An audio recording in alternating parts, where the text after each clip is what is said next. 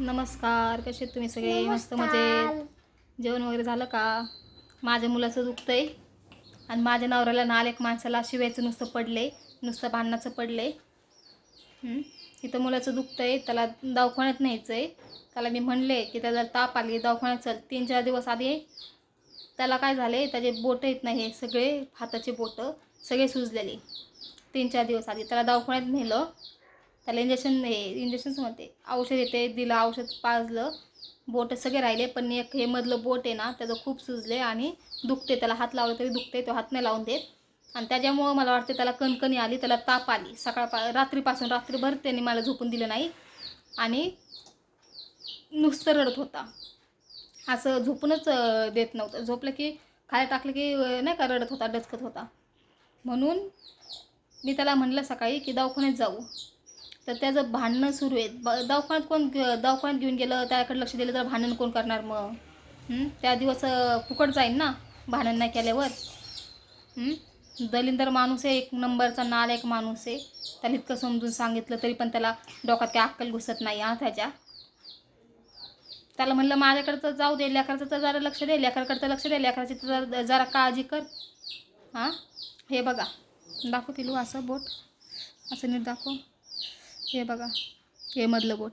हे दुसरे पण हाय सुजलेत, पण हे मधलं बघा, हे बघा. हे इथं बघा झोपलंय.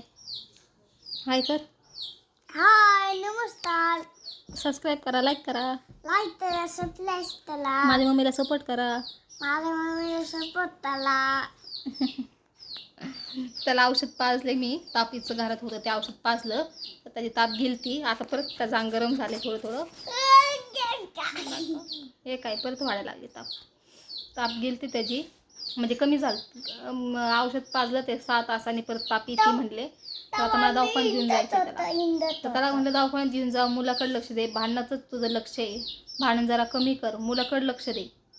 माझ्या मागं 10 टेन्शन तुम्ही लावून दिलेले आहेस. असं पण नाही की लय पैसे आहेत, लय पैसेवाले तापून की दुखलं गिकलं तरी काही टेन्शन नाही, बिंदास इकडं नेऊ तिकडं नेऊ. रूम इथं रेंटने राहतो आम्ही, तर रूम भाडं आम्हाला द्यायला लागतं. त्या शाळेची फी आहे, शाळेची फी काही कमी नाही. पायदाबू नुसतं रात्रीचं मला रात्रभर म्हणतोय, पायदाब, हातदाब, पायदाब, हातदाब. त्याच्या रात्रभर मी डचकतोय तो. त्याला असा अंग लावलं तर डचकायचा असा. मी म्हणलं उगच नाही का जास्त ताप येते. सकाळी त्याला औषध पाजलं, सकाळपासून तर काय दवाखान्यात नेलं नाही. आता रात्री त्याला दवाखान्यात नेईन. आता ते जे डॉक्टर आहे ना, मी नेते ना ह्याला दुसरीकडे, ते असं दिवसभर तर ते लांबे आणि संध्याकाळी इथं जवळच आहे, तर तिथं जाईल मी त्याला दवाखान्यात घेऊन. आता तो बाबा शिव्या देऊन गेलाय बाहेर. दलिंदर माणूस आहे ना माझा नवरा, शिव्या देऊन भांडण करून गेलाय बाहेर. आता विचार करून घरी गेल्यावर अजून काय भांडायचं, कोणत्या विषयावर भांडायचं, कोणत्या कारणाने भांडायचं. आता ते विचार करून डोक्यात धरण, ते विचार करून आणि मग येईन आणि मग परत भांडत बसन. पोरं गेलं तिकडं उडत, बायको गेली उडत, काय टेन्शन नाही त्याला. नुसतं भांडण आणि किरकिर, नुसतं मागं मागं मागं मागं. त्याला नीट समजून सांगितलेलं त्याच्या डोक्यात घुसत नाही, तेवढी पण त्याला अक्कल नाही. मा पाय दाबू. रात्रभर पोरगं मग मी हात दाब पायदाब, हात दाब पायदाब म्हणतोय. रात्रभर मी पाय दाबत बसलेले त्याची. त्याला म्हणलं पायदाब, मी दाबत बसले, मग त्याला म्हणलं थोडं वेळ पायदाब, मग तो दाबाय म्हणल्यावर मग दाबायला लागला. तसं दाबत नव्हता पाय की दे आता तुझं अंग टाक मी दाबतो, तसं नाही. जेव्हा म्हणले आता तू पाय दाब, तेव्हा तो पाय दाबायला लागला. थोडा वेळ दाबला आणि झोपलं. तो झालं त्याचं काम. सकाळी उठले, त्याला बघितलं मी, मला सकाळी झोप नाही. सकाळी माझा पोरगा 5 वाजता उठून बसला, रडत होता. उठले, त्याला बघितलं, त्याला जवळ घेतलं, त्याला नाही का असं झोप येते करत होते, झोपत होते. मग झोपत तो कधी 6-6:30ला झोपला आणि परत 9 वाजता उठला, 8:30ला उठला. म्हटलं शाळेत त्याला नको पाठवायला, तर त्याला कालपासून शाळेत मी पाठवलेलं नाही. 2 दिवस झालं त्याला मी शाळेतच नाही पाठवलं. आता रात्री दवाखान्यात जायचं.